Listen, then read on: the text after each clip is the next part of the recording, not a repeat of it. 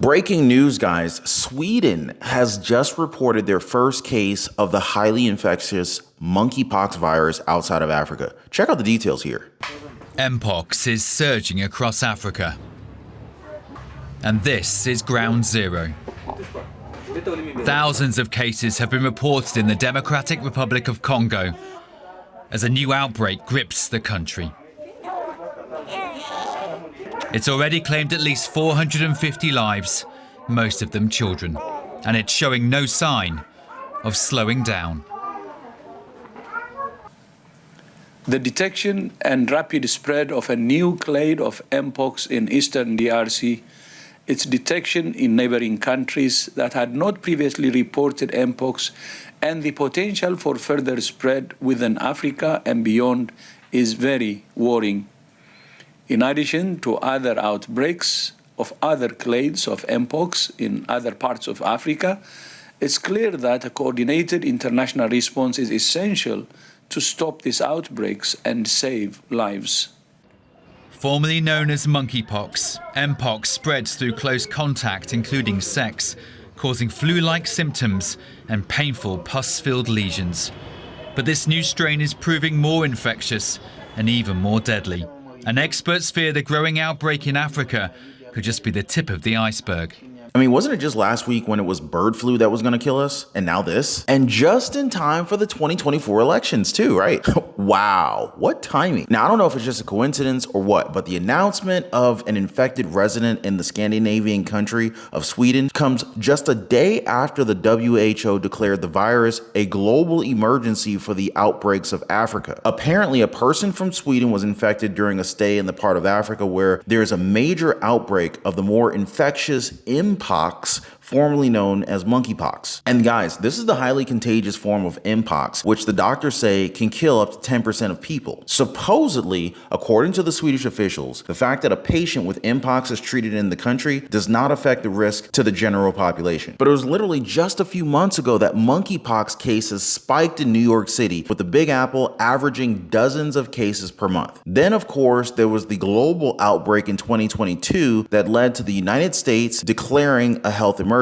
More than 31,000 Americans were diagnosed with Mpox during that outbreak, and 55 people died. And while they're saying that there are no cases of the more deadly clade 1 subtype of this virus in the United States, a recent outbreak of it in the Democratic Republic of the Congo poses a risk of introduction in the United States via travel. Here's what it looks like in an American citizen.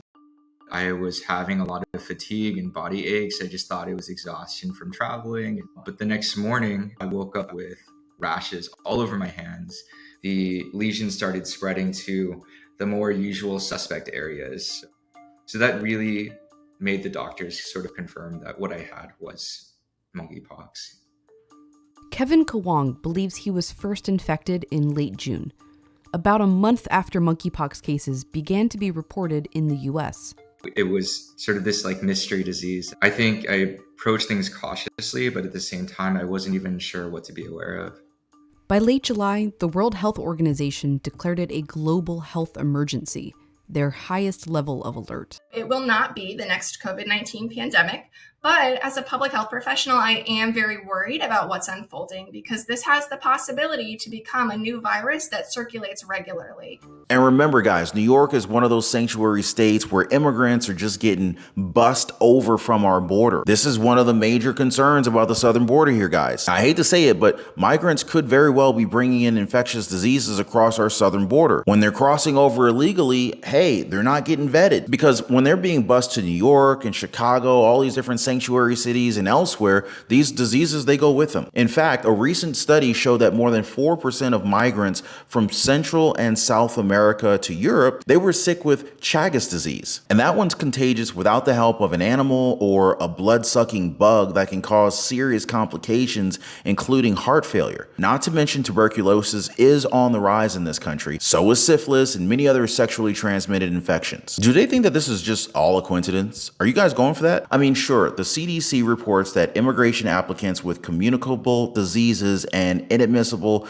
diseases to the United States, but they cannot be stopped if they are not routinely screened before entering the country. And experts are saying that This is the case with undocumented migrants. And you know, some people, when they hear it from the CDC, they don't buy it. Once a liar, always a liar and all that. In fact, Dr. Ashwin Vasan, New York City's health commissioner, claims that the Biden administration's border policy has produced a significant influx of migrants from the southern border who are bringing contagious diseases to New York City neighborhoods. And New York City, LaGuardia Airport, JFK Airport, these are rather significant international airports if you think about it. So first we were worried about illegal migrant crime. Now we're having to worry about illegal migrant diseases too. I mean, come on, guys. When is this stuff gonna stop? Looks like it's up to our channel again to let everybody know about this. All the details and more, basically what you guys need to know about these Mpox outbreaks in our video today. Also, if you haven't already, please take a second, hit the like button for the video. Thanks so much for making sure you're still subscribed to the channel.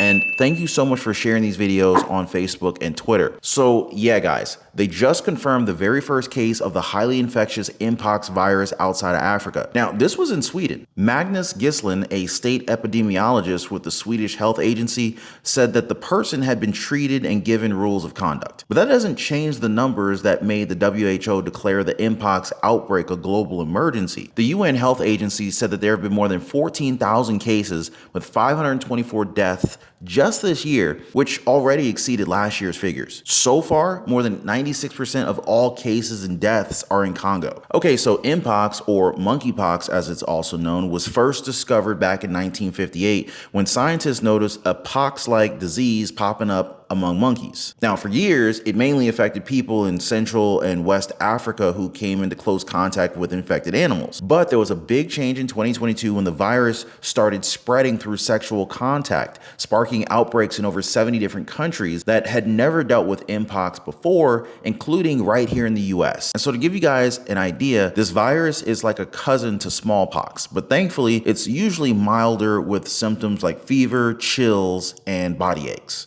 But in more serious cases, like the ones that I showed you guys earlier, it can cause lesions on the face, hands, chest, and even genitals. And to add to that, just recently, scientists identified a new highly contagious form of Mpox, which can kill up to 10% of the people. But the good news, experts in Europe, they're pretty confident that advanced healthcare in Sweden and other rich countries can stop the transmission before it becomes an epidemic. The question is, do we believe them? All I know is that I trust our own community that we've built here on YouTube, our community of truth, I call it. But make sure you guys are one of us. Mainstream media might not like us looking into the truth behind the headlines, so the earlier you watch our stuff, the better. Make sure you guys are subscribed to the channel, tap that notification bell. That way you get all of our latest content straight to your YouTube feed and notifications. All right, so New York City Mayor Eric Adams started off with open arms, but now he's really worried as to the 100,000 asylum seekers that have arrived in the Big Apple since the spring of 2022. Boots on the ground are telling us that shelters are full, and there are very few other places for them to go than the streets and the summer heat. Eric Adams is urgently calling on the state and Governor Kathy Hochul for help, but the response hasn't been nearly enough. I mean, I think it's pretty clear for everybody. A health emergency for the city of New York, it's a public health emergency for the state and for the whole country of the United States as well. Now, according to USA Today, there are plans to use up to $25 million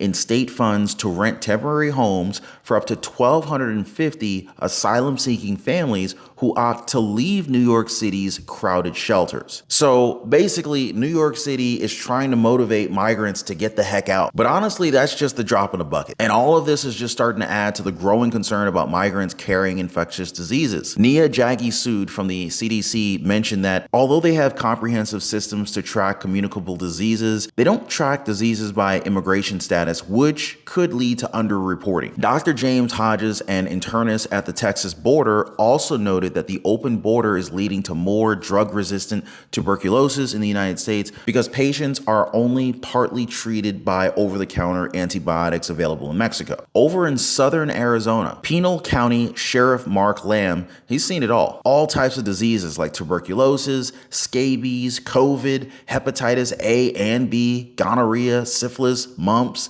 chickenpox, dengue fever, etc. And this all ties back to Biden and Kamala Harris revoking Title 42, which is a law that allows denial of entry to limit the spread of disease. Many health experts at the time, they warned the White House that it wasn't just about COVID. It was about all the other health hazards being brought across our borders. Dr. Paul Offit, head of the Vaccine Education Center at the Children's Hospital of Philadelphia, also expressed his concerns in a recent radio interview. He said it is measles that keeps him up at night. With measles vaccination rates dropping and not all undocumented migrants are screened for measles before entry, he might be right. But I think you guys get the point. The bottom line here is that the health risks don't just stay at the border. They follow the migrants wherever they go, including to sanctuary cities like New York and Chicago. So this open border issue is turning into both a national security crisis and a public health emergency. And so right now, Dr. Ashwin Vasan, New York City's health commissioner, he's ringing the alarm bells about the Biden administration's border policies. He says they're causing a flood of migrants from the southern border who are bringing contagious diseases into New York neighborhoods. Now, border security expert Todd Bensman, he explained it this way. Whether migrants are willing to pay big fees to be smuggled across the border depends on how likely it is that they will be able to get in and stay. Those odds have been pretty good. Over 2 million illegal border crossers have been allowed in, and the rules around deportations have loosened significantly. Basically, unless you commit like a serious crime, you're not likely to be sent back, meaning that this has made it worth the risk of incurring the expenses of coming here from distant countries. But on the health front, the CDC says that chickenpox are rare in the United States, but Dr. Vasan mentions recent outbreaks of chickenpox in the shelters housing recently arriving migrants. And like I said earlier, the CDC says that chickenpox is highly contagious. If one person has it, well, up to 90% of the people close to that person will also become infected unless they are immune. And it can be very serious, even life-threatening. He's also concerned about polio, which can cause permanent paralysis and sometimes is fatal. They say that already this polio has shown up in New York sewage. Then there's measles, another super contagious disease. Now, despite being declared eliminated in the United States back in 2000, it's popping up again, brought by infected travelers. Other diseases like malaria and leprosy, once nearly gone from the United States, those are cropping up too, linked to international migration. The Maryland Department of Health has reported that a Maryland resident got malaria from somebody who got it in another country and brought it into Maryland. Hansen's disease, more commonly known as leprosy. This is another example. It's supposed to be very rare here in the United States, but it has become an endemic in Florida. Now, according to the CDC, circumstances indicate that the source of the leprosy was the international migration of persons with the disease. The proof is in the pudding, guys. It's pretty clear that Dr. Vasan's worries are grounded in some serious issues, and it looks like something the administration needs to tackle sooner rather than later. Or maybe this is something that only can be addressed in a change of leadership, you know what I mean? But let me know your thoughts on this, guys. Do you feel safe in the United States with all this stuff happening? Drop me your thoughts, yes or no, in the comments down below, guys. We'll be sure to circle back on the future video. And if you appreciated this video, I highly recommend you checking out our other content, guys. Did you see the other one where Kamala Harris got booed at her own rally recently? Yeah, for real, guys. Definitely check that one out after this one. Just go to my channel, click on videos, and you should see it down below. And hey, do not be a stranger, guys. Make sure you're still subscribed and you have that notification bell turned on. As always, I'll see you on the next one. Be safe.